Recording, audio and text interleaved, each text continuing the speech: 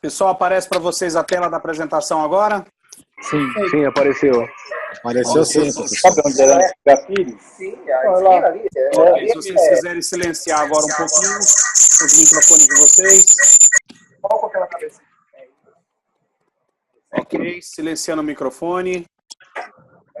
Então vamos lá, pessoal, sejam bem-vindos. Esse é o nosso primeiro encontro, né, do grupo de estudo da PL 6814/2017, a nova lei de licitação. Vamos falar um pouquinho sobre essa nova lei. Essa nova lei, ela começou a tramitar em 2013 com a PL 559, né, 559/2013. Ela teve um trâmite de 3 anos dentro do Senado Federal.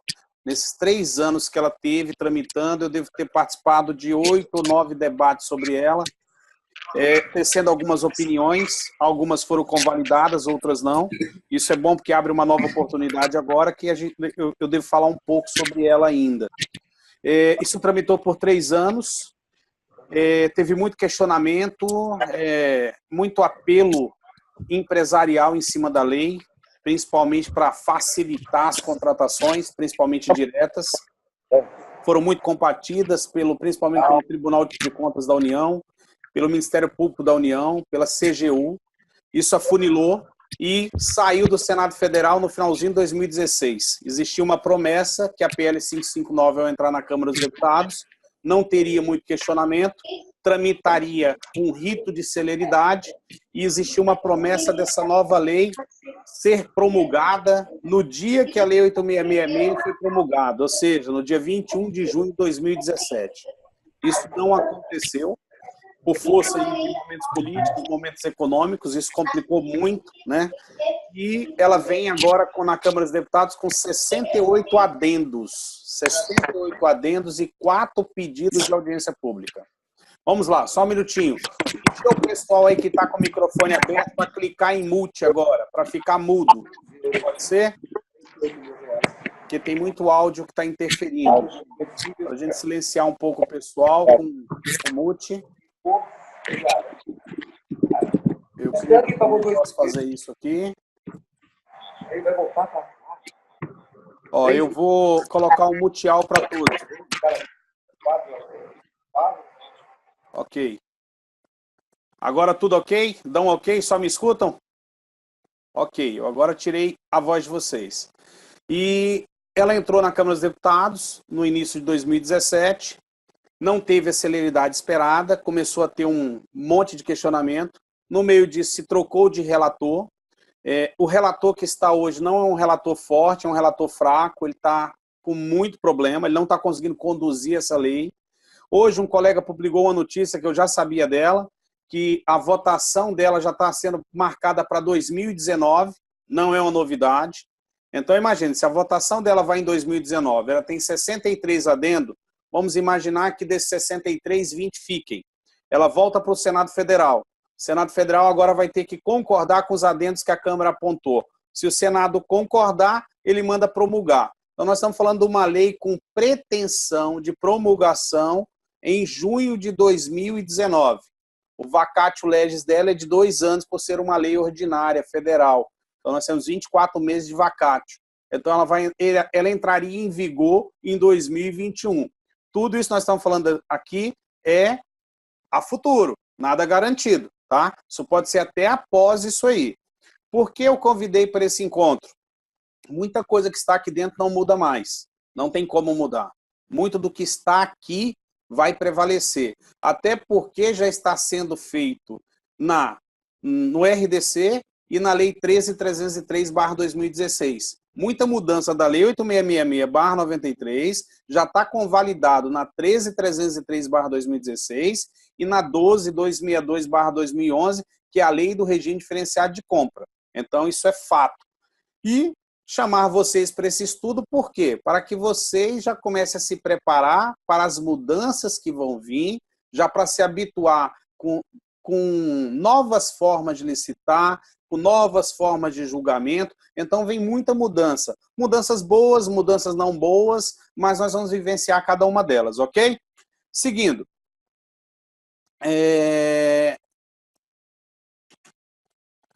PL 6814/2017. institui normas para licitações de contrato da administração pública e revoga a Lei 866 de 21 de junho de 93, revoga a Lei 10.520 de 17 de julho de 2002 e alguns dispositivos da 12.462 de 4 de agosto de 2011, que é a Lei do Regime Diferenciado de Compra. Se a lei revoga a Lei 10.520/2002, que é a Lei do Pregão, automaticamente o Decreto 3.555/2000 e o Decreto 5.450/2005 deixam de existir. Porque eles estão regulamentando hoje, apesar de uma cadeia inversa do direito, a Lei 10.520/2002, que é a Lei do Pregão. Na Lei 12.462/2011, nós vamos ter aí mudanças do Decreto 5.450/2005. Desculpa, eu estou repetindo o Decreto 5.450/2005. Mas o Decreto 5.450/2005, ele tem entradas dentro da Lei 12.462/2011 no que diz respeito a disputa aberta, disputa fechada com disputa aberta. Então, vem muitas alterações aí. Existe também uma possibilidade, e isso está dentro da lei, eu não entendi porque ela não está sendo tão clara, que se revoga também o Decreto 7.892/2013 do Sistema de Registro de Preço, que o SRP já consta na PL 6.814/2017. Então, na concretização dessa legislação, eu entendo que vai se revogar quase um todo e nós vamos ter uma nova lei de licitação. Por que eu tenho muita certeza disso no estudo dessa legislação? Título 1, Disposições Gerais, capítulo 1, do âmbito de aplicação dessa lei. Vamos lá. Esta lei estabelece normas gerais de licitações e contratos administrativos do âmbito da administração direta e indireta da União, dos Estados, do Distrito Federal e dos municípios abrangendo. Então, vamos lá. Não é uma lei só para a União. Essa lei alcança a União, os Estados, os Distritos Federais e os municípios. Então, ela é uma lei geral de licitação. Para quem tem uma experiência maior com licitação aqui, como Rose, como Samuel, nós vamos voltar a ver aquela eficácia da Lei 8666/93 antes do advento do pregão, né? Que o pregão nasce em 2000, com a medida provisória que teve 7 edições no seu contexto e virou o Decreto 3.555. Depois nós tivemos o plug da Lei 10.520, que é a Lei do Pregão, e o nascimento do Decreto 5.450, que regulamenta o pregão eletrônico. Então, eu tenho uma nova lei de licitação, eu tenho uma lei que vai falar de todas as modalidades de licitação. Tanto é que ela é extensa. Nós vamos ter aqui várias aulas para estudar toda essa legislação. Seguindo, quando ela fala aqui, abrangendo os órgãos do Poder Legislativo e Judiciário da União, quando no desempenho de função administrativa. Inciso 2, os fundos especiais e as demais entidades controladas direto ou indiretamente pela administração pública. Então, Rose, que é uma estudiosa do direito administrativo, sabe muito o que diz. Quando falar administração pública, eu falei tudo. Eu não falei só a administração, eu englobei o todo. Parágrafo 1º, as licitações e contratações realizadas no âmbito das repartições públicas, sediadas no exterior, obedecerão às peculiaridades locais e aos princípios básicos estabelecidos nessa lei, na forma de regulamentação específica a ser editada por ministro de Estado. Então, mesmo as compras públicas nas embaixadas lá fora, elas vão estar vinculadas à nova lei de licitação com regulamento próprio para essa compra. Parágrafo 2º, nas licitações e contratações que envolvam recursos provenientes de empréstimo ou doação oriundos de agência oficial de cooperação estrangeira ou de organismo financeiro de que o Brasil seja parte, podem ser admitidas. Aí vamos às exceções. Parágrafo 3º, a documentação encaminhada ao Senado Federal para autorização do empréstimo de que se trata o parágrafo 2º deverá fazer referência às condições contratuais que incidem na hipótese do referido parágrafo 2º. Então, nós vamos ter algumas exceções para esse uso de dinheiro. Por que isso, Rose? Isso aqui eu questionei lá atrás. Muitos municípios, muitos estados que não têm apoio do governo federal estão indo buscar dinheiro fora do Brasil. E esse dinheiro, quando entra no Brasil, não está tendo uma regulamentação específica para definir qual modalidade aplicar. E ele se torna, pelo entendimento do TCU, isso foram palavras do TCU num debate, a partir do momento que uma administração pública faz um empréstimo, e esse empréstimo entra dentro do cofre público, sendo que ele vai ser pago com arrecadação, ele tem que ser tratado como dinheiro público, porque se ele não for tratado como dinheiro público, é uma dívida, e a dívida vai ser paga com a arrecadação desse órgão, ou com repasse, ou com convênio. Então, ele não pode ter um tratamento diferenciado. Nessa nova legislação, vai ter todo esse tratamento diferenciado. Parágrafo 4º, as contratações relativas à gestão direta e indireta das reservas internacionais do país, inclusive de serviços conexos ou acessórios a essa atividade, serão disciplinadas em ato normativo próprio do Banco Central do Brasil, assegurada a observância dos princípios estabelecidos no caput do artigo 37 da Constituição Federal. Então, nós temos aí agora a entrada também de regulamentações do Banco Central do Brasil, porque envolve moeda estrangeira. Então, a lei vai abrir uma brecha, ou seja, eu vejo a primeira lacuna da lei se abrindo para entrar uma legislação comercial, principalmente de crédito, né? Crédito comercial, que é o que o Banco Central do Brasil vem regulamentar. Artigo 2º. Essa lei se aplica à alienação e concessão de direito real de uso de bens. Isso já é conhecido por nós na Lei 8666/93. Compra, inclusive por encomenda. Olha que interessante. Surge a compra por encomenda. É uma nova compra que nós não estamos habituados. Como vai ser feita essa compra? O que é comprar por encomenda? Se paga uma parte, se paga outra depois? Como que a administração vai tratar isso? Inciso 3, locação, também prevista na Lei Geral de Licitação como dispensa de licitação, no artigo 24. Concessão e permissão de uso de bens públicos, também prevista na Lei Geral de Licitação. Prestação de serviço, inclusive os técnicos profissionais especializados, que vão ser tratados também como inexigibilidade, tá? E a prestação de serviços comuns. Inciso 6, aquisição e locação de bens e contratação de serviços de tecnologia da informação e de comunicação. Aí, Rose, vai ter um tratamento diferenciado para TI. Já ficou muito claro isso dentro da legislação.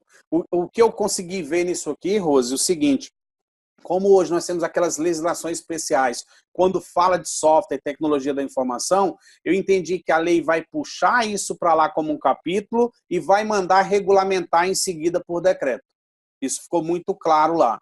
E 7, obras e serviços de engenharia. Então, o que nós temos de novo nesse primeiro encontro com o artigo 2º? A compra, inclusive, por encomenda, né? Isso aí é novo, e maior responsabilidade com essa contratação de serviço de tecnologia da informação e de comunicação. A Rose labuta nisso aí, e ela sabe o quanto hoje isso é subjetivo. Desenvolver um software, comprar um software de prateleira, dar manutenção, aprimorar, dar manutenção, não se tem como se diz, um direcionamento técnico de cada prestação de serviço, que se diz o que é construir um software, o que é aprimorar, o que é manter um software, né? Existe uma grande dificuldade nisso. Quando eu tive nesse debate, Rose, se questionou muito as certificações. Como que a lei vai lidar com certificação internacional? Então, daqui a pouco a gente vai abrir um debate e vamos falar mais sobre isso. Seguindo, artigo 3º, não se subordina ao regime desta lei. Então, que não vai subordinar essa lei. Inciso 1, contratos que tenham por objeto operação de crédito, interno ou externo, e gestão de dívida pública, incluídas contratações de agente financeiro e de concessão de garantia relacionada a esses contratos. Olha que maravilha. A MSTEC não trabalha com isso, mas a DB1 não está aqui e trabalha.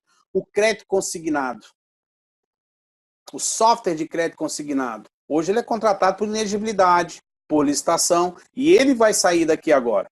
Ele não vai ser mais contratado por aqui. Então, provavelmente, ele vai entrar o quê? Nas regulamentações do Banco Central do Brasil. Contratações sujeitas às normas previstas em legislação própria. Tudo aquilo que tiver legislação própria, vamos dar um exemplo, Sistema S continua do mesmo jeito. Petrobras continua do mesmo jeito dentro da legislação dela, ok? Aspas, Maurício está aí, a legislação dela já está embaixo, inciso 3. Contratações regida pela Lei 13.303, de 30 de junho de 2016, a Lei de Responsabilidade das Estatais. Senhores, muito importante destacar isso aqui. Tanto a Lei 13.303, ela não traz nenhuma menção à Lei 8666/93, de forma nenhuma ela está se vinculando a ela, como a nova lei não se vincula a 13.303. Então, se atentem a isso, porque essas duas legislações não vão se falar. Então, provavelmente, nós vamos ter decretos regulamentando essa 13.303, dando muito mais asas a ela que a nova lei de licitação. Porque aqui nós estamos falando de estatal e sociedade de economia mista. Então, se preparar para isso. Seguindo, dos princípios, capítulo 2, artigo 4º. Na aplicação desta lei serão observados os princípios da legalidade, da impessoalidade, da moralidade, da probidade administrativa, da igualdade, da publicidade, aí começa, ó, da eficiência, da eficácia, da motivação, da vinculação ao instrumento convocatório, do julgamento objetivo, da segurança jurídica, da razoabilidade, da competitividade, da proporcionalidade, da celeridade, da economicidade e da sustentabilidade. Olha o quanto que o artigo 3º da Lei 866/93 cresceu. Analisem. Tem situações aqui que me deixam preocupados. Princípio da eficiência e princípio da eficácia. São complicadíssimos na mão do administrador público. Ser eficiente e eficaz, ser eficaz e eficiente. E a eficácia e eficiência se justifica por motivação escrita, que está do lado. Olha a motivação chegando. Aí vem vinculação ao instrumento convocatório, julgamento objetivo, e aí vem da segurança jurídica. E o que é segurança jurídica para nós licitantes e para a administração pública? Se eu pegar a eficiência, a eficácia com a motivação, discorrer uma segurança jurídica, será que eu tenho o princípio da razoabilidade aplicado? Proporcionalidade aplicado? Até que ponto a eficiência e a eficácia com a segurança jurídica vão garantir uma celeridade pautada na legalidade? Os próprios princípios, a meu ver, começam a entrar em colisão. Principalmente porque a nova lei traz o princípio da celeridade. Como pregão. Ato único de recurso, acaba toda essa fase protelatória de recurso que tem na Lei Geral de Licitação. Ok? Para a gente iniciar um debate tranquilo, vamos mais um pouquinho. Se fala muito em princípios, né? Às vezes nos meus cursos eu falo em princípio, Rose é estudiosa de princípio, Samuel também foca em princípio, né? Alguns de vocês aqui focam em princípios, mas eu quero dar uma repaginada do que é princípio. Então vamos lá. O que é o princípio da impessoalidade? É a atuação da autoridade administrativa, no caso, um agente público, que é o nome dele agora, né? O pregoeiro ou presidente de comissão, sem objetivar fins pessoais, devendo a administração buscar sempre os melhores resultados de interesse coletivo, consubstanciado na finalidade de interesse público, que também é um dos elementos essenciais de validade dos atos administrativos. Esse princípio, de certa forma, se confunde com o da isonomia no trato dos administrados pelo administrador. Então, impessoalidade, ser neutro. Eu não posso imprimir na compra a minha vontade. Eu tenho que imprimir na compra a vontade da administração pública. E isso é muito delicado. Por isso que eu questiono muito, quando eu estou em processo de licitação, aonde está a impessoalidade, onde está o ponto de equilíbrio, o ponto neutro de um pregoeiro, de um presidente de comissão de licitação. Segundo, princípio da legalidade. Consiste em que qualquer ato da administração esteja de conformidade com as regras editadas pelo Estado, como condição essencial de sua validade, não podendo nenhuma autoridade tomar decisão alguma contrariando norma vigente do ordenamento jurídico. A observância desse princípio fundamental é constatada com a correta indicação em cada ato de sua devida fundamentação legal, já que a administração pública só pode atuar nos limites do que a lei lhe autorize ou permita fazer. Então, hoje nós temos um grande choque entre a legalidade e o que nós chamamos de excesso de formalismo. O que para alguns é excesso de formalismo, para mim não. Para mim não é excesso de formalismo. Para mim é descumprir a legalidade. Né? A gente que vem lá da Lei Geral de Licitação, nós aprendemos que o que está escrito no edital se torna um arcabouço jurídico. A partir de um momento que um poder discricionário desmonta isso, dizendo que é excesso de formalismo, eu começo a entender que a legalidade foi ferida. Isso abre um campo recursal muito grande para se discorrer. Princípio da probidade administrativa é o dever de todo administrador público, o dever de honestidade e fidelidade com o Estado, com a população, no desempenho de suas funções. Assim, probidade significa retidão de conduta, honradez, lealdade, integridade, virtude e honestidade. A probidade administrativa é a proteção da administração pública. Caso isso não aconteça, caso o administrador público tenha fins pessoais, ele cai na improbidade administrativa, como nós licitantes também respondemos em conjunto pela improbidade administrativa. Princípio da igualdade. Vamos lá?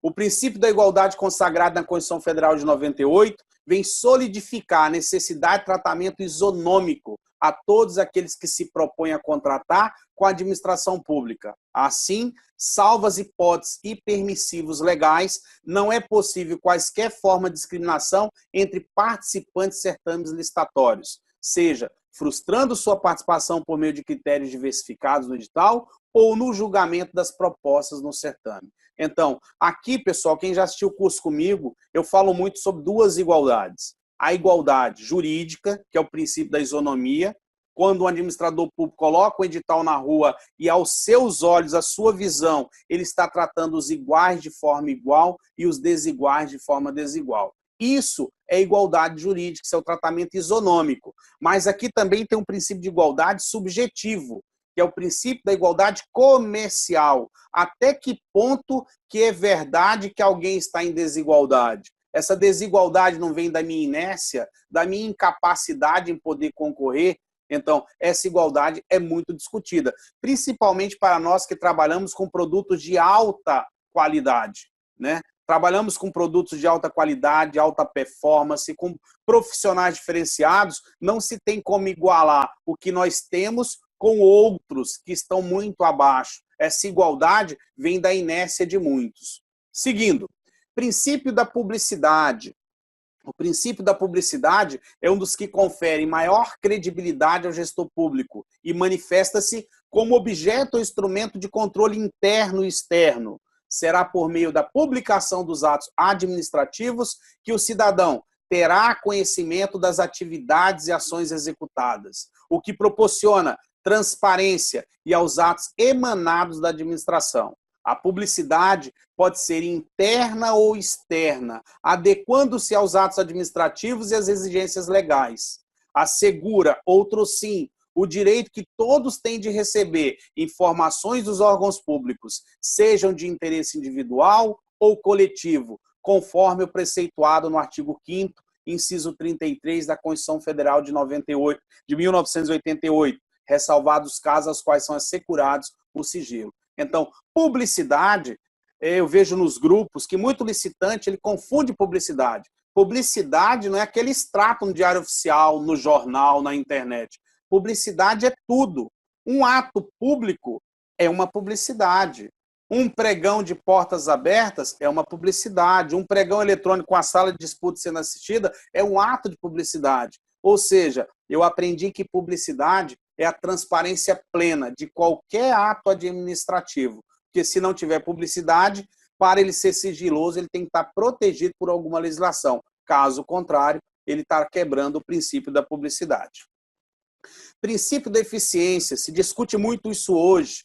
O princípio da eficiência é o que impõe à administração pública, direta e indireta, e a seus agentes a persecução do bem comum, por meio do exercício das suas competências, de forma imparcial, neutra, transparente, participativa, eficaz, sem burocracia e sempre em busca da qualidade, rimando pela adoção dos critérios legais e morais necessários para a melhor utilização possível dos recursos públicos, de maneira a evitarem desperdícios e garantisse maior rentabilidade social. Eficiência não é comprar menor preço, é comprar o justo preço.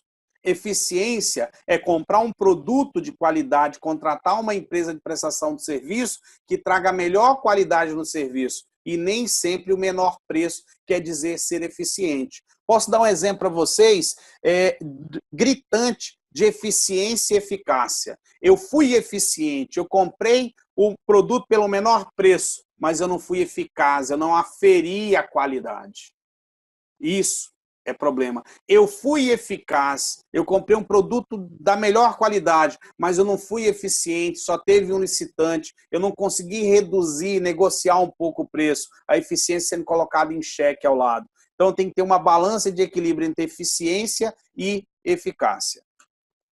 Eficácia é escolher certo o que fazer, ou seja, selecionar os objetivos adequados ou as alternativas corretas. É o grau em que as metas, entendidas como atributos mensuráveis de objetivos, para um dado período de tempo, foram efetivamente atingidas. É o grau no qual a administração pública consegue atingir seu real objetivo, comprando produtos ou adquirindo serviços com qualidade, que eu acabei de explicar ainda agora. É o casamento de eficiência mais eficácia. Princípio da motivação. Esse princípio da motivação, pessoal, vocês estão me assistindo, que a maioria são licitantes, um ou outro aqui que eu sei que é da iniciativa pública. Pela iniciativa pública, é um ato normal, motivar por escrito, justificar. Nós, licitantes, pecamos disso aí. Eu tenho que motivar por escrito. É a enunciação expressa, explícita ou implícita dos pressupostos fáticos e jurídicos de cada ato administrativo, que constitui elemento essencial de sua validade, razão pela qual a preterição causa nulidade. Toda decisão que se tomar, vamos colocar por escrito. Princípio da motivação voltado para vocês, licitantes, é, na dúvida, papel. Eu tenho algo para falar com a administração pública? Uma carta de esclarecimento, uma carta de solicitação, uma carta comunicado, uma carta de algum texto para a administração, para que eu tenha uma resposta por escrito daquilo. É assim que a administração faz quando conversa com vocês. Ela notifica vocês por ofício. E vocês só se motivam expressamente quando são provocados pela administração. E muitas das vezes já é tarde demais. Exemplo, hoje num grupo, alguém me chamou e falou assim, Wesley, eu fiz uma cotação errada. Eu ganhei uma licitação e eu cotei a R$1,80. Quando eu fiz esse preço, eu fiz por unidade. Na realidade, é a caixa com 50 unidades. O que eu devo fazer? Espero me chamar para assinar a ata ou eu faço alguma coisa agora? Eu falei, você tem que, nesse momento, solicitar a desclassificação da sua proposta ou do item que você cotou em separado e mostrar que você errou. Porque quando te chamar para assinar a ata, pode ser tarde demais, colega. Você teve o tempo de motivar por escrito que você errou. Você não pode deixar isso para depois.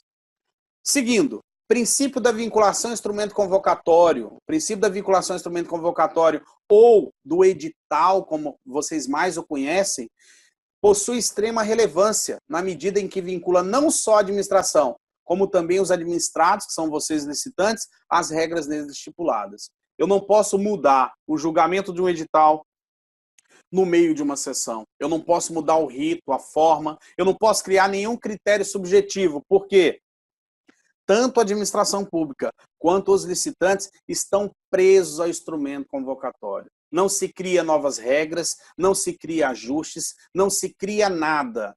Ah, Wesley, eu posso mudar alguma coisa? Eu posso alterar algum julgamento? É muito complicado responder isso com exatidão numa palestra. Porque eu entendo que eu não posso mudar nada. Vamos fazer um pensamento na vinculação ao instrumento convocatório. Quantas empresas deixam de participar de uma licitação porque não cumpre determinado item? E durante a sessão, um presidente ou um pregoeiro resolve desconsiderar aquele item. Ele tirou a igualdade de quantas empresas? Que não sabiam que teria aquela mudança. Então não posso fazer isso. Se a administração pública, que tem o dever de zelar pela lei, zelar pela administração, resolve criar um novo julgamento, ela tem por obrigação revogar a licitação, republicar com aquela alteração. Aí ela mantém a legalidade dentro do processo de licitação. Princípio da vinculação ao julgamento objetivo, que tem tudo a ver aí com o ato convocatório. Por todo o exposto, conclui-se que a administração pública, no curso do processo de licitação, não pode se afastar das regras por ela mesma estabelecidas no instrumento convocatório. Pois, para garantir segurança e estabilidade, as relações jurídicas decorrentes do certame licitatório, bem como para se assegurar o tratamento isonômico entre os licitantes, é necessário observar estritamente as disposições constantes do edital instrumento congênere. Quando eu falo o instrumento congênere, eu quero falar de anexo 1, anexo 2, anexo 3, minuta do contrato, tá? Tudo isso faz parte do edital. Participando de grupo, às vezes eu me arrepio com algumas perguntas, né? Que eu vejo em grupo. O anexo faz parte do edital? Dá vontade de falar, não, rasga, joga fora. Sério. Gente, como que a pessoa pensa se o anexo faz parte do edital? O edital pode ser um básico. Ele pode ter 7... Eu já peguei edital que tem 10 folhas. Só que ele diz assim, ó, conforme anexo 1, 2, 3, 4, 5, 6, 7, 8, 9, 10. Quando você vê, ele tem 300 páginas. O anexo faz parte do edital. Como a sua proposta vai fazer parte do processo licitatório depois de aberto o certame. Princípio da segurança jurídica. Aí começam agora novos princípios. Para nós, somos da área de direito, já somos acostumados com isso. Para licitante, não. É também uma garantia inerente à observância do devido processo legal, pela qual as relações jurídico-administrativas não só devem propiciar os recursos cabíveis e possíveis, como ainda devem ser protegidas por preclusão, decadência, prescrição e coisa julgada, direito adquirido, bem como respeito ao ato jurídico perfeito e acabado. Essa garantia decorre do artigo 5º, inciso 36 da Constituição Federal. Então, a nova lei de licitação vai clamar muito pelo princípio da segurança jurídica. Fulano entrou com recurso intempestivo, mas o presidente acatou. Cadê o princípio da segurança jurídica? Não posso fazer isso. Ele pode ler? Pode. Algo que está naquele recurso vai trazer uma ilegalidade muito grande para o processo?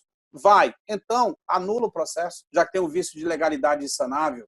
Agora, acatar recurso fora de prazo, isso não existe. Acatar impugnação fora de prazo, isso não existe.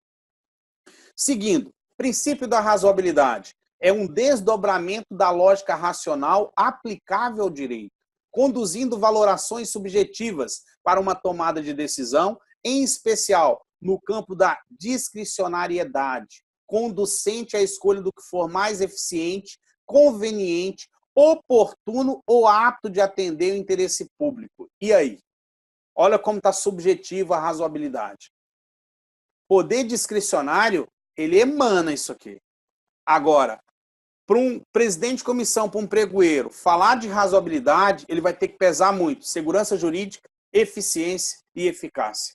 Porque ele se torna responsável a tomar uma decisão que, entre aspas, é subjetiva, que ela não está escrita no edital. Então, a razoabilidade traz uma insegurança jurídica na tomada de decisão.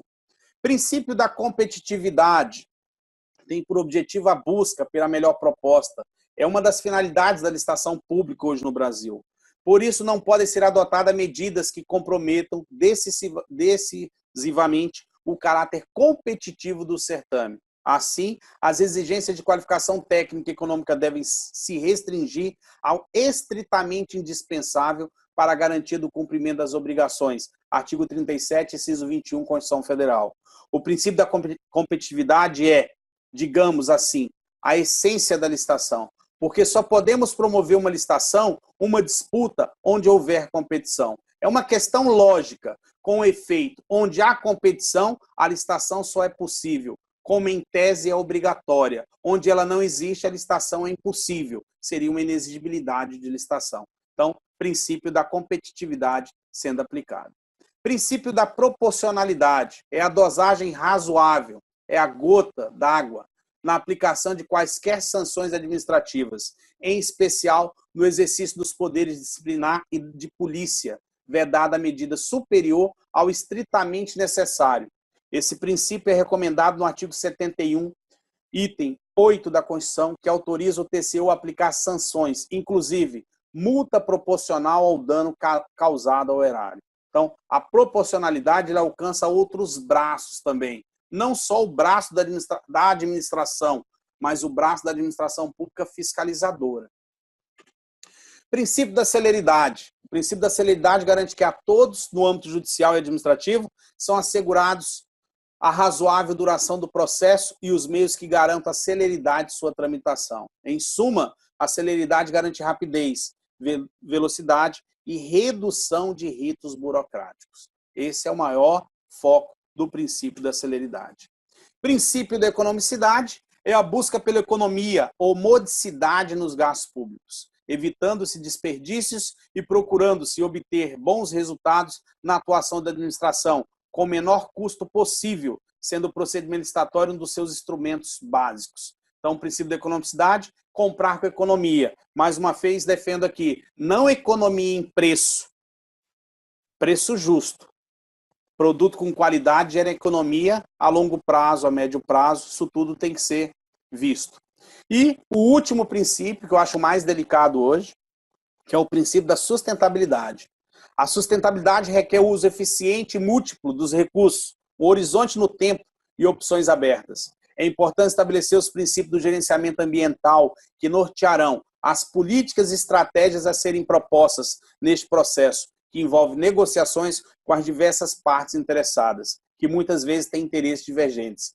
O princípio da sustentabilidade está automaticamente ligado ao princípio da prevenção, precaução, poluidor pagador e cooperação.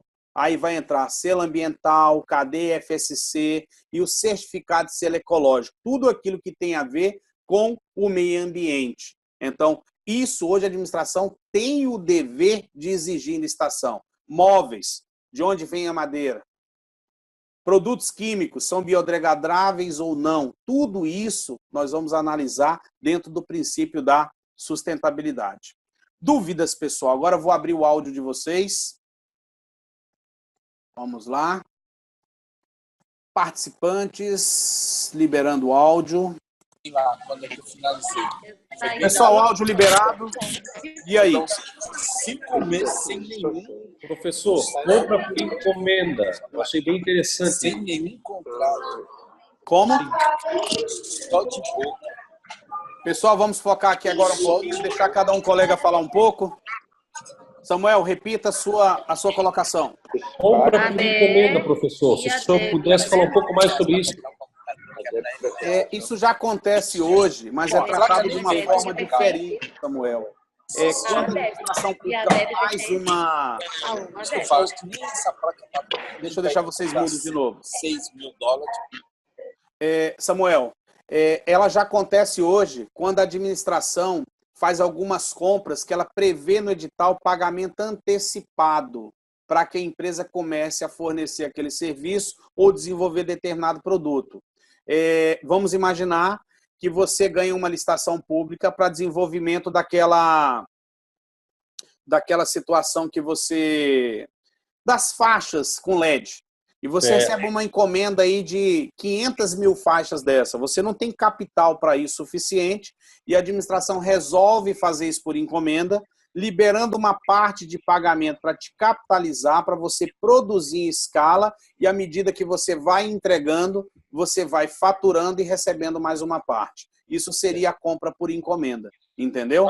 Na verdade, ela sempre existiu e agora ela está só sendo citada na lei, então, digamos Isso, assim. ela sempre existiu, tá? De forma indireta ela existiu, né? Sim, sempre existiu. Sempre existiu. Eu já fiz contratações dessa forma, tá? Onde você faz uma contratação, é antecipada uma parte, e aí, em seguida, você começa a entregar, você tem um capital adiantado na sua frente. Nisso aí também você tem que entender que você vai ter toda uma parte também de responsabilidade, garantia contratual superior e por aí vai. Vamos dar um exemplo claro dessa compra por encomenda para você? Uma empresa, não vou dizer o nome, lá do sul do Brasil, ela desenvolveu um dos tanques que o Exército usa hoje. Ela fez o protótipo. O Exército gostou da ideia e virou para essa empresa e falou, tudo bem, só que agora eu quero 500 tanques. Ela falou, tá, mas eu não tenho dinheiro para construir 3. Aí o Exército falou, tudo bem, eu me torno seu sócio. Então o Exército entrou como um sócio participante com investimento na frente para ele se capitalizar e fazer uma unidade produtiva. Essa empresa se tornou hoje uma gigante em desenvolvimento e produção de tanques. Entendeu? Isso é um exemplo claro. Antecipou o pagamento. Ele criou ali um pagamento antecipado. Infraero, essas empresas que compram muita tecnologia de porte, muitas vezes elas dão sinais de 20%, 30% do valor da compra para garantir a entrega desse produto, senão o produto não é produzido, entendeu? Perfeito. Então isso agora na lei vai vir com regras corretas. Vamos lá. Professor, e o Tribunal de Contas tem aceitado hoje tranquilamente isso? Sim, desde que tenha as garantias devidas, né? Ou seja, eu estou ali, um exemplo claro, a Infraero comprou um radar de precisão que ela precisava antecipar 30%. Ela antecipou os 30%, mas ela exigiu um seguro, garantia uma fiança bancária que cobrisse esses 30% se tivesse inadimplência, que ela não perdesse isso. Então o cliente teve que pagar por essa fiança bancária daquele dinheiro que estava entrando. Iniciar. Ok? Perfeito. Obrigado, Eles professor. podem estar olhando para você. Pra ver se... Ele faz de um jeito que parece que ele desconfia da Não, não gente. precisa falar. Pessoal, tá liberado o áudio de novo para todo E mundo. outra coisa, ele Vamos lá. chega, ele... Paulo Paixão. Paulo Paixão Professor, levantou a né, mãozinha. O amor? que você quer perguntar, meu jovem? Ele quer vender pelo preço da loja. Oi? Ah, eu vou sair do curso que minha bateria já foi. O cara tá no princípio ainda... Professor, Diga. hoje em dia a gente vê bastante conflito entre esses princípios. Mas com a entrada de todos esses aí não vai piorar isso? Eu digo que, a primeiro momento, nós vamos ter aí uma guerra de interesse. Na verdade, eu entendo que esses princípios hoje eu já aplico ele no meu dia a dia. Ele é normal. Principalmente na fase recursal, eu clamo por todos eles. Eu preciso aplicar esses princípios. Faz parte, eu tenho que aplicar os princípios. Tá? Eu preciso aplicar porque senão ele não funciona. Eu tenho que aplicar os princípios de toda forma. Eu tenho que colocar o princípio para se fechar. Eu digo que os princípios, vocês têm que entender que os princípios que vêm agora mais expressos na nova lei, ele é como uma engrenagem. Se um deles falhar, a engrenagem não fecha. Ou seja, ou a administração é prejudicada ou vocês são prejudicados. Eu defendo muito que a Lei 866 ela é perfeita. Ela é perfeita. Só que ela tem lacunas que principalmente os empresários entram por essa lacuna para causar o dano ao erário público.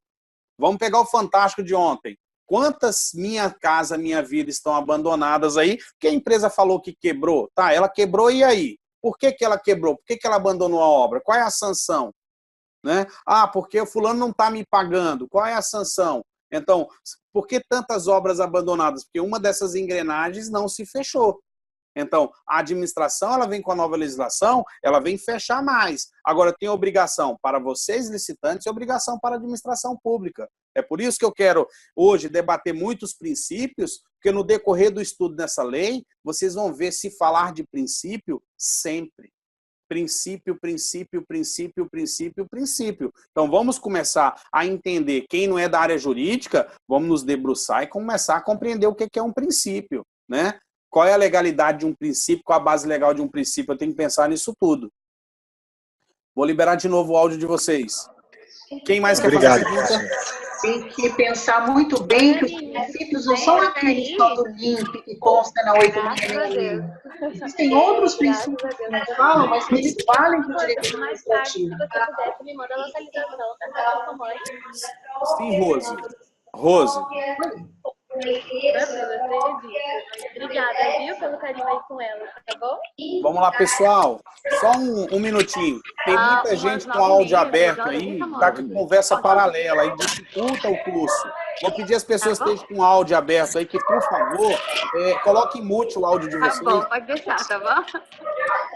Tá bom, então. Um beijo. Tchau. Pessoal, ó, eu coloquei todo mundo agora em silencioso para pedir aí um favor. Tem pessoas que estão participando da palestra, estão com ligação ao telefone, estão paralelo. Só que todo o áudio é captado para dentro da nossa aula. O que eu vou pedir? Não tem problema você estar assistindo a aula e ir no paralelo, mas clica no seu microfone e deixa ele, por favor, desativado. Em respeito aos colegas que estão no grupo, por gentileza. Vou liberar novamente o áudio. Eles estão te ouvindo. Muito cedo. Vamos lá, pessoal? Quem mais tem pergunta? Rose, você falou dos princípios infraconstitucionais que estão ligados à Lei 8666. Um deles que a gente pode até falar, Rose, você pode discorrer sobre ele, a autotutela. A autotutela é aplicada hoje de modo soberano, concorda comigo? Rose? Das mercadorias. O câmbio das mercadorias para uma subsídio novas locais para... Rose fechou o áudio dela. Quem mais, pessoal? Quem mais quer fazer pergunta? Robson, pode fazer sua pergunta. Na verdade, é a minha pergunta. É uma sugestão, professor. Por que não desativa o áudio e ativa o chat? Fica melhor. O chat? Isso, Então, fica vamos lá. melhor. Ok. Eu vou desativar aqui e liberar o chat. Vamos lá. Perfeito. Obrigado.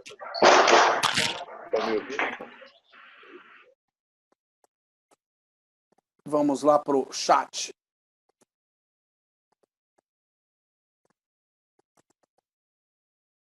Ok, pessoal, estamos no chat. Pessoal, olha só, vamos lá, vamos uma puxadinha de orelha agora. A gente procura colocar para vocês o que há de mais em tecnologia, né? Que é uma plataforma dessas. Aqui não é uma plataforma gratuita, é uma plataforma paga, onde vocês estão participando de uma aula online. E o que a gente vai pedir na próxima aula? Vamos participar da aula focado, vai para um lugar mais reservado na casa de vocês, sem barulho, né? Até por respeito a todos os colegas que estão envolvidos, ok? Porque senão fica uma coisa muito complicada.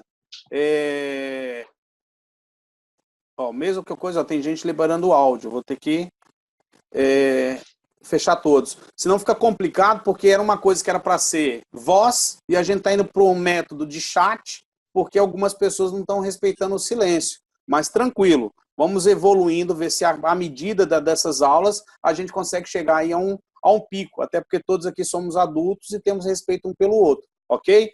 Hoje eu vou responder aqui na parte de chat, mas eu gostaria que na próxima aula a gente trabalhasse ao vivo. Esse é o legal da plataforma, senão não tem sentido. Então é melhor dar essa aula no YouTube. Ok, instruções para entrar na sala. Ok, aqui, já fechou. Qualidade do áudio bem ruim. Jamile, melhorou a qualidade de áudio para você? Ok. Maurício, você já escuta? Tudo bem. O Maurício esperou o Samuel ensinar ele, cara. Enquanto o Samuel não ensinou ele, ele não ficou quieto, tá vendo? É uma piada esses dois. Tiramos o áudio, ok. Estudei a 13303 o dia todo. Muita gente ainda não se deu conta, mas Caixa Econômica, Banco do Brasil, todos já estão fora da Lei 866. Sim. Desde o dia 30 de junho, Maurício. Era o último dia deles, dia 30 de junho de 2018. Acabou.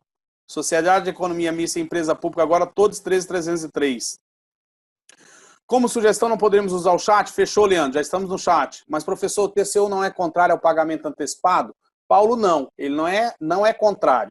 Ele só diz o seguinte, que quando se faça o pagamento antecipado, é que se tem uma segurança de não se perder esse dinheiro. Então, essa segurança seria o quê? A segurança seria fazer um seguro-garantia, uma fiança bancária.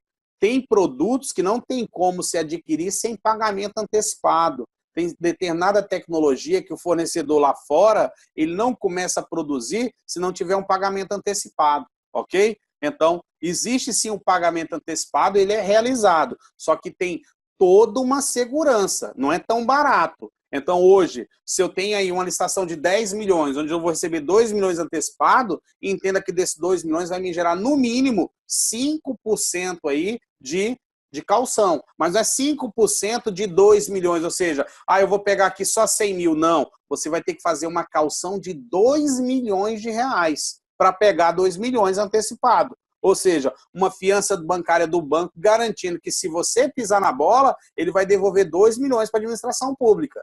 Então, não é aquela garantia de execução, é garantia de antecipação de pagamento. Deixa eu dar um exemplo claro para vocês. Esses empréstimos que o BNDES fez para a JBS é uma prova viva que exige todo um calço nisso, porque o banco se torna sócio da empresa. Você vê aí que o BNDES assumiu parte dela. Deveria deixar todo mundo em off, já foi. Escrito, Tânia, professor, concordo. Pelo chat é menos confuso, ok, ficou ótimo agora, perfeito.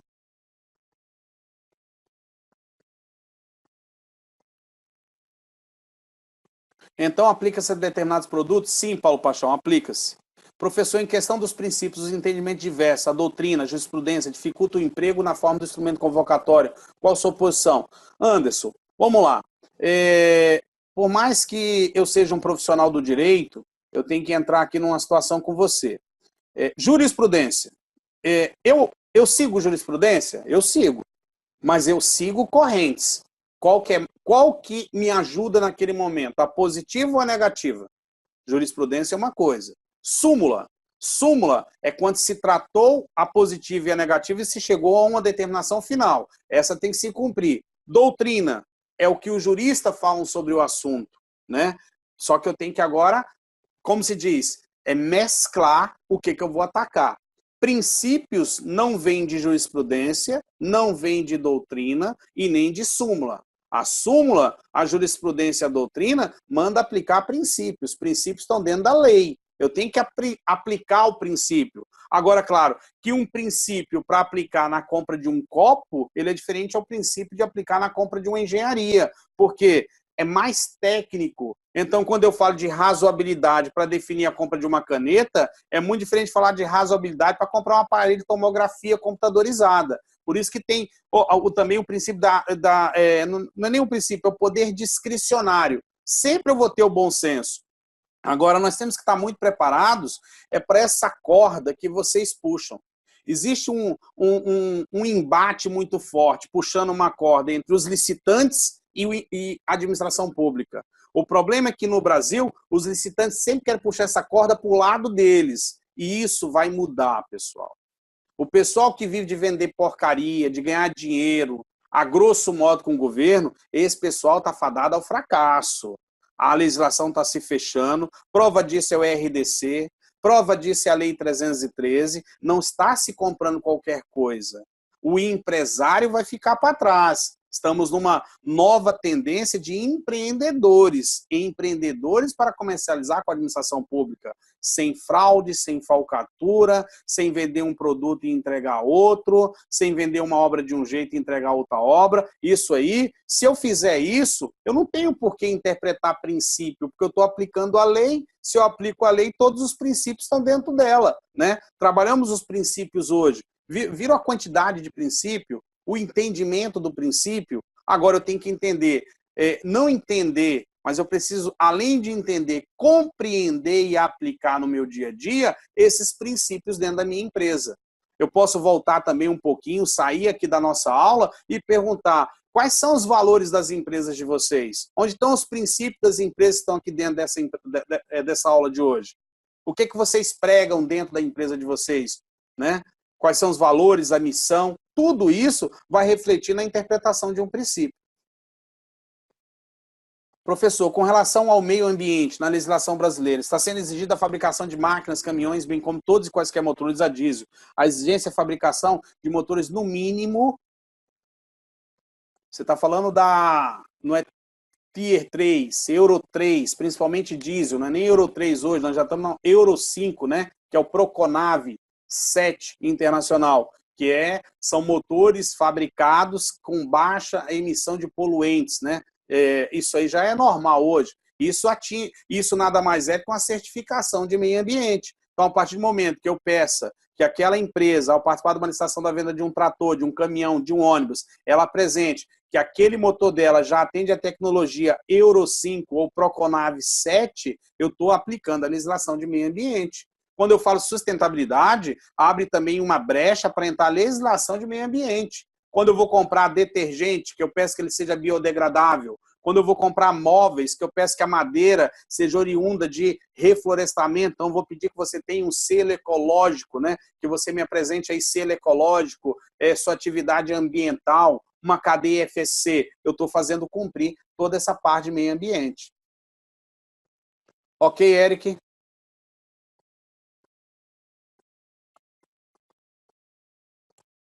Esse material da PL, o Maurício Marques Carioca, ele já está aí no chat para você fazer o download. Só você subir um pouquinho, eu já coloquei ele disponível para o senhor. Ok? E também está no seu e-mail, o Samuel está te lembrando, Maurício. Mas nem sempre os técnicos não enxergam com essa visão e vem, na maioria das vezes, na forma de rigorosismo e formalismo. Mas aí, Anderson, vamos voltar? Vamos voltar aos meus cursos. Não sei se todos aqui já fizeram aula comigo. Aí vem a prospecção. Pegar um edital que está na rua e tentar consertar ele é um pouco difícil, Anderson, porque, na realidade, quando a gente faz o download de um edital e vai participar dele, é a prova que nós chegamos atrasados. Agora, se eu começo a trabalhar antes um órgão público, mostro para o órgão público como que ele compra com qualidade, mostro que se ele pedir um selo ambiental, ele não está direcionando para a minha empresa, ele está comprando de empresas que cumprem o que a lei manda fazer. Ou seja, não é só a minha empresa que tem isso, várias empresas têm. Então, eu vou competir de igual para igual. Aí vem da prospecção de mercado também. Show! Respondi todas. Mais dúvidas? Esse rigorismo na questão das aquisições não prejudica as MEs e EPP? Ada, sim. Alguns sim. Agora, vamos lá. Ada, se eu pegar a lei como ela foi feita, se eu fizer uma leitura da legislação, vamos dizer, sem... Esquece o empresário, o empreendedor.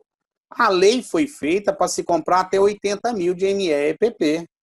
São as licitações exclusivas, as cotas reservadas de 80 mil. O problema é que a MEPP, ela achou uma brecha na lei que diz que ela pode participar da licitação de 10 milhões, que ela só deixa de ser MEPP quando ela faturar.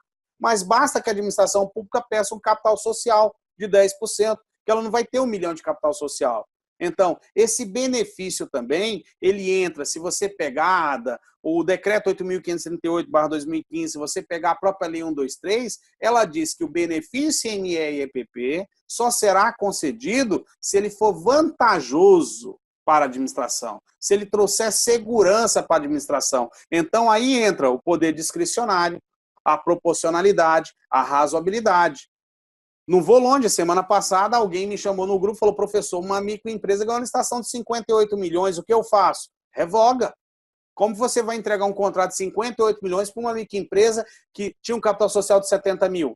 Não existe o que fazer numa situação dessa. Aí também é o bom senso do administrador público. Um grande problema, Ada, que a gente vê hoje também, é que os administradores públicos, vocês leem recomendações do tribunal como se fosse ordem. Ah, deve-se conceder o benefício às microempresas e EPP. Calma, nem todo edital. Se eu pegar a própria lei 123/2006, lá atrás, é porque todo mundo aqui só lê o artigo 42 ao 48 da lei 123. Isso que eu acho engraçado. Essa lei tem 150 e poucos artigos. E lá diz que a administração deverá conceder tratamento diferenciado para microempresa e EPP ao limite de 25% do seu orçamento. Então, quer dizer, se eu estourar os 25%, eu não preciso mais comprar de microempresa e EPP. Ou eu posso definir no meu planejamento que X licitações vão para microempresa e EPP e X licitações vão para o mercado comum, para não correr risco de contratar empresas que abandonam o contrato. Faz um levantamento, Ada, para você ver quantos processos de licitação são abandonados por ME e EPP, que não conseguem chegar ao final dele. Olha o prejuízo que isso traz para a administração pública. Isso é a prova viva que eu posso justificar num processo. Republicar para você. Ok, meu amigo. Quando você pede, Maurício, eu atendo na hora, cara. Vou parar tudo agora. Aqui, rapidinho, ó. PL pro Maurício. Maurício, novamente aí o material está sendo disponibilizado no chat para você.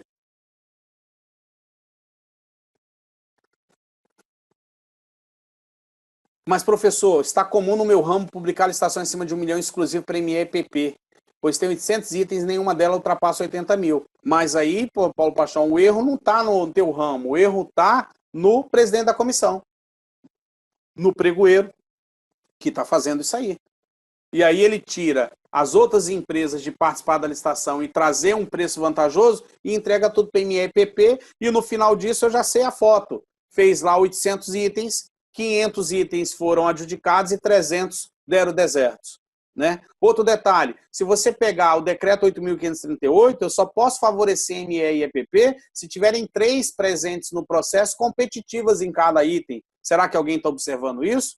Isso está lá no artigo 10 do decreto 8.538/2015. O benefício é concedido se tem a competitividade, senão ele é entendido como direcionamento a uma EPP. E quem me garante que essa EPP não está ali com o dedo de alguém para ganhar determinada licitação? Meu amigo Samuel me mandou. Obrigado, ex-amigo. Corta aqui, ó. Hã? Temos vários problemas, aí precisamos justificar a não participação das MS. Isso, Ada, é o que eu estou colocando. Por favor, não visualize o link do material. Poderia compartilhar, professor? Lorenice, acabei de colocar acima. Só clicar nele. Está no chat acima, tá bom? Professor, já tem posicionamento de tribunais nesse sentido? Sim, vários. É o que eu falo. Vocês falam tanto em jurisprudência, tem a positiva e a negativa. Mas eu falo mais ainda. A própria lei diz que você só vai conceder se quiser. Ok, pessoal, como foi a aula de hoje? O que acharam? Vamos lá, deixa eu liberar um pouquinho aqui para vocês. Liberando o áudio. O que vocês acharam da aula? Parabéns, mestre. Muito bom. Ótimo. Parabéns. Boa. Dando show, né? Parabéns. Como foi a aula? Gostou? Muito bom. Professor, a aula foi excelente. Eu só não consegui achar aqui o local do link para poder baixar o material. Tá no chat. Clica no chat. Acha aí para você o menuzinho chat. Se não tiver no chat, está no seu e-mail, que eu mandei para todo mundo hoje. No chat eu não consegui localizar, não. Eu vou colocar novamente no chat. Clica no chat aí, ó. Estou colocando mais uma vez no chat. O chat fica embaixo, na régua de baixo. Ó, novamente entrando no chat, na reguinha de baixo aí para vocês, ó.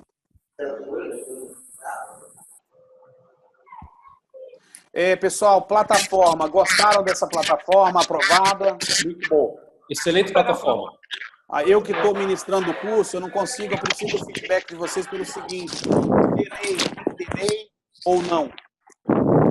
Não, a plataforma é excelente. Eu, para te falar a verdade, estou tendo conhecimento dela hoje, mas é muito bacana. Altíssimo nível aí, mestre. Alto nível. Ok. Professor. Diga.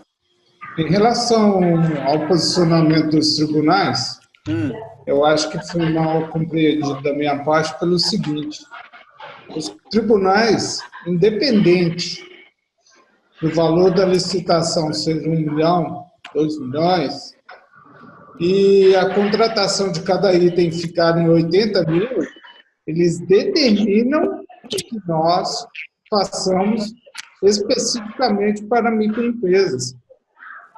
Não da maneira que foi entendido na resposta anterior pelo senhor. Mas olha só, aí eu vou lá. Vamos lá. Jurisprudência tribunal. Vamos pegar o decreto 8.538/2015. O decreto diz que em licitações que você faça várias contratações, você pode reservar 25% de cota para a empresa EPP. Então, se eu tenho uma licitação aí de 1 milhão, essa licitação de 1 milhão tem 30 itens. Eu pego desses 20% dele, reservo para a microempresa. Pessoal, vou tirar o áudio. É muito difícil. É muita mulher falando. Colega, olha só. Vamos lá. Você pega uma licitação de 1 milhão, que está totalmente fora de exclusivo para ME e PP. Você reserva 25% de 250 mil. Separa os itens que você quer comprar de microempresa e EPP. Você está cumprindo a lei. A lei não diz que eu posso fazer uma licitação toda para microempresa e EPP. Até porque, se eu tivesse interpretação dessa forma, daqui a pouco as empresas de médio porte e grande porte não participam mais de licitação, porque aí eu estou tirando a competitividade dela. Um outro detalhe, você tem que ver também que quando eu faço uma licitação de 1 milhão, eu tenho aqui a ME e a EPP. Eu tenho o tratamento beneficiado para ela aqui na cota exclusiva, onde só ela vai participar. Ela tem lá, vamos supor, de 10 itens, ela tem 4 itens que eu dei para ela. Mas nos outros 6 itens, ela pode participar também como MEPP. O que está acontecendo? Além dela tá aqui nesses 4 itens, ela vem para os outros itens e às vezes o preço dela nos outros itens é menor que na cota exclusiva, onde vocês têm 2 trabalhos, ainda tem que igualar esse preço. Então, assim, a jurisprudência é complicado, pessoal, falar de jurisprudência, que eu não sou um cara que acredita em jurisprudência, eu sou totalmente contra a jurisprudência, eu adoto súmula, súmula eu me calo, agora jurisprudência tem positivo e negativo. Outro detalhe, se eu pegar o próprio decreto 8.538/2015, que o tribunal tem que cumprir ele, lá diz que eu só posso conceder esse benefício se tiver 3 empresas competitivas, não é na cidade não, elas têm que estar dentro do item competindo. Se ela não estiver dentro do item competindo, isso é um direcionamento. Então, assim, é complicado. A gente tem que interpretar melhor isso, buscar outras jurisprudências que expliquem melhor, porque tem muita jurisprudência deixando muito claro isso. Quando eu posso dar, quando eu não posso dar o tratamento. O que eu estou vendo em alguns tribunais é que parece que eles são, como se diz, extensão do SEBRAE. Só existe no Brasil microempresa e EPP. Quer ver algo mais abusivo? É um MEI participar de licitação. Isso, para mim, não tem, como se diz, base nenhuma legal. Um MEI participar de licitação. O MEI, ele pode participar de licitação? Pode. Desde que seja na atividade dele, desde que ele só tenha um funcionário e desde que seja limitado a R$81 mil. Esse dia eu estava numa licitação de R$2.800.000 e um MEI se habilitando. O MEI não tem nem que estar ali. Entenda, o MEI paga R$50 de imposto mais ISS. Totalmente desproporcional. Aí você tem que combater isso com o quê? Com recurso administrativo. Isso eu fico assim desconfortável, porque vocês são da administração pública, pregoeiros e presidente de comissão, que vão receber essas pancadas por meio de recurso administrativo. E, por mais que vocês por dentro, e eu vou quebrar a impessoalidade de vocês, fala assim, nossa, ainda bem que chegou um recurso desse para tirar essa microempresa. Aí, às vezes, vocês falam para o jurídico não tem conhecimento de licitação, manda cumprir uma adesão do Tribunal de Contas. Olha o problema. Aí tem que indeferir um recurso que tinha toda a base legal. É algo a se discutir, colega. O que eu posso colocar para você é o seguinte, eu me coloco à sua disposição, né? Vocês têm meus contatos, estou deixando o material aí, a pl6814@licitanews.com.br, para a gente bater papo sobre esse assunto. É um assunto que tem que conversar, porque existe uma coisa chamada proporcionalidade e razoabilidade às licitações direcionadas a ME e PP. Porque do jeito que está sendo desenhado por alguns órgãos públicos, daqui a pouco não tem mais licitação para empresa de médio e grande porte.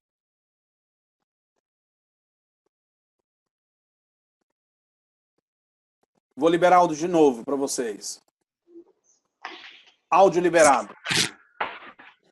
Alguma colocação? Jamile, nenhuma colocação? Tudo tranquilo?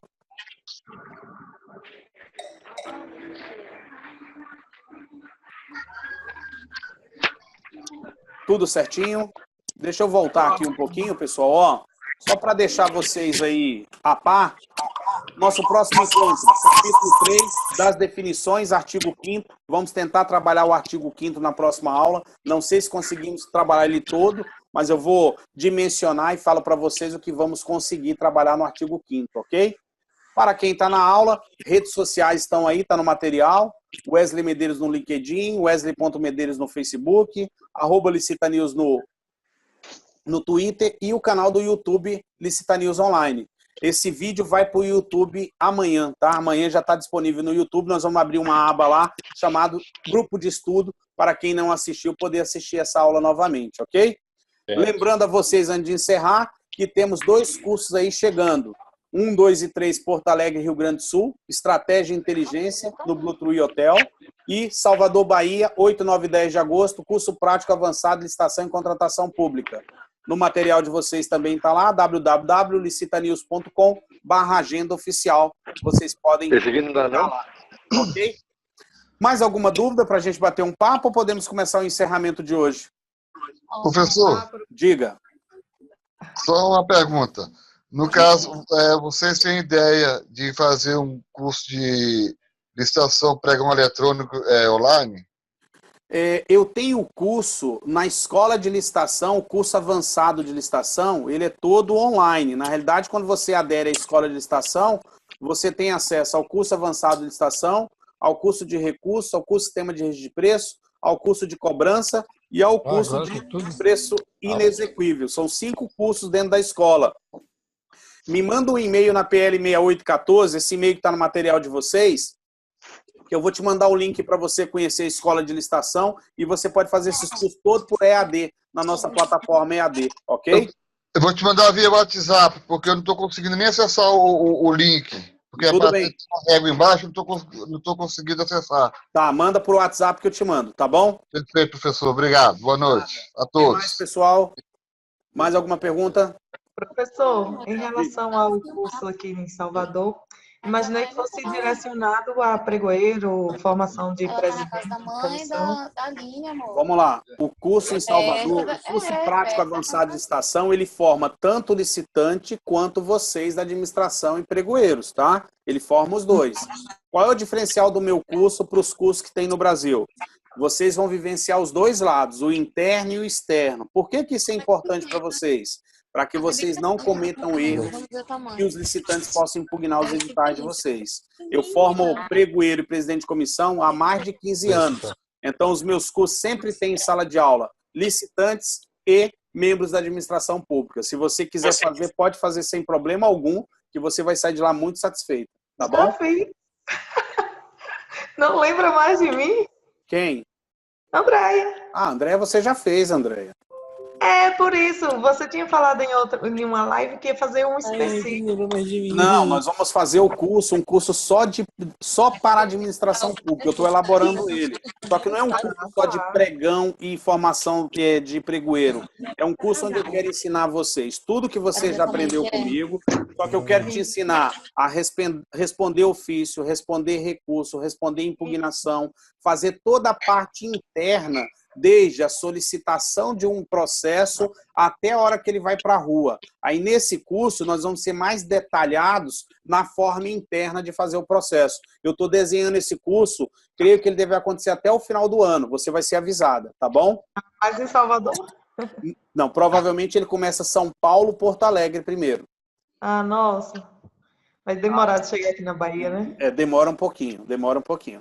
Vem para São Paulo. Hã? São Paulo. Vem para São Paulo. Aproveita e passei um pouco. São Paulo é a capital do Brasil. Não é Brasília, não, é São Paulo. São Paulo que pulsa. Wesley. Fala, Maurício. Sobre esse detalhe da inversão de etapas da nova lei, você tem alguma coisa já para falar a respeito disso? Eu fiquei meio confuso quando eu li um texto. Vamos lá, Maurício, olha só. Eu vou só dar uma palhinha, porque eu vou deixar isso para falar quando a gente estiver falando dos artigos, um a um, tá? Mas a inversão de etapa, a inversão de etapa, Maurício, ela é muito parecida com o pregão. O problema é que ela vai adotar o que acontece no RDC. Além de você ter a inversão de etapa, você vai ter a normal, a inversão de etapa, primeiro se abre a proposta, depois a documentação.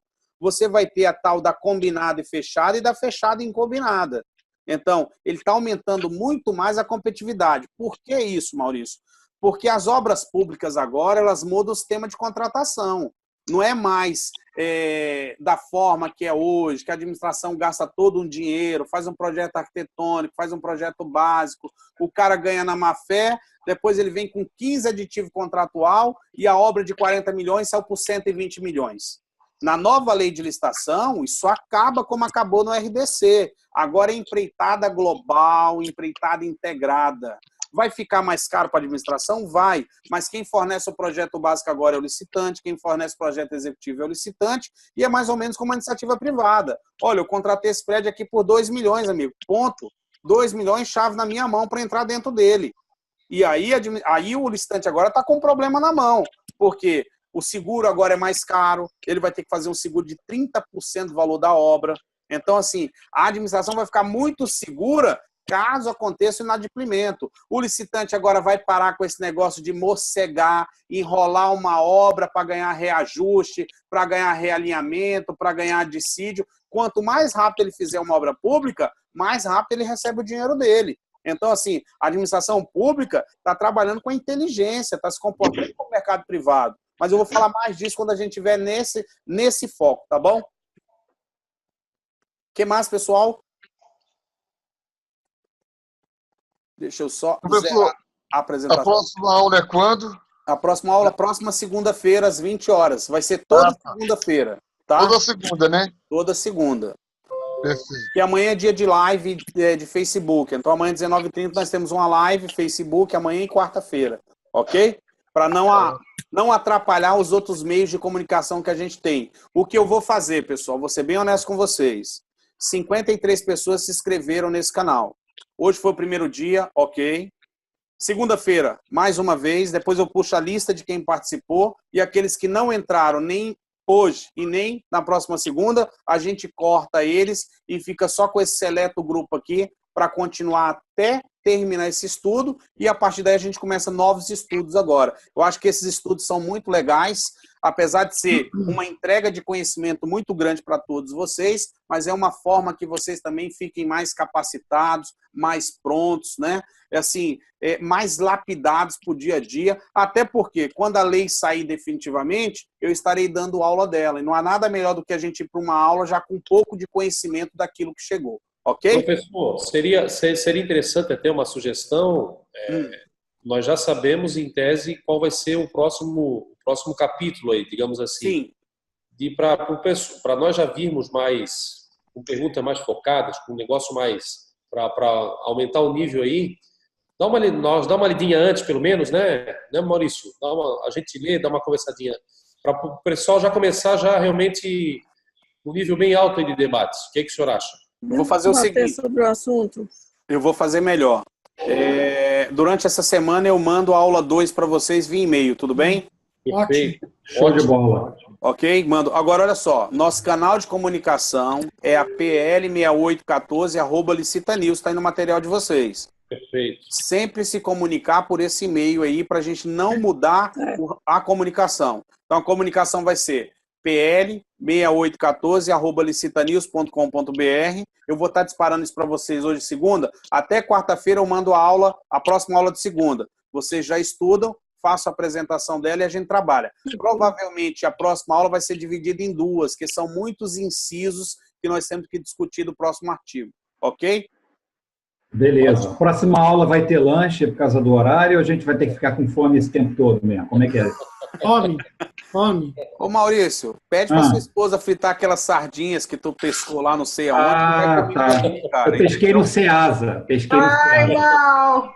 Entendeu? Ó, próxima segunda. Olha o César pegando o biscoito. Olha o pacote de fandango do César. Olha, César. O que você quer, Maurício? Eu te enviei pro Rio agora. Ó, é por isso que o cara não emagrece, ó, comendo porcaria, ó, comendo batata. Eu sou fitness. Pô, você vai para 8 horas da noite, a gente tem que comer porcaria, né? Aqui em casa só água, só água. Não, olha só, água chique, água, tu viu? Vinho branco. Só água. Gente, um abração para todo mundo, saudade de vocês, viu? Da mesma forma, Maurício. Boa noite para vocês. Tchau. Parabéns pela iniciativa. Parabéns. Ok, pessoal, ó, só deixar aqui para vocês, ó, o último, licitanews.com/.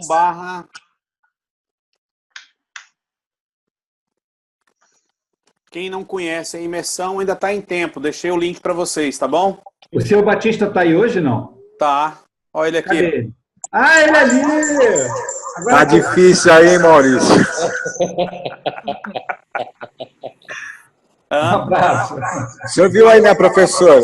A escolinha do professor Wesley. Ó, aí, ó. Isso pega, hein, Maurício, hein?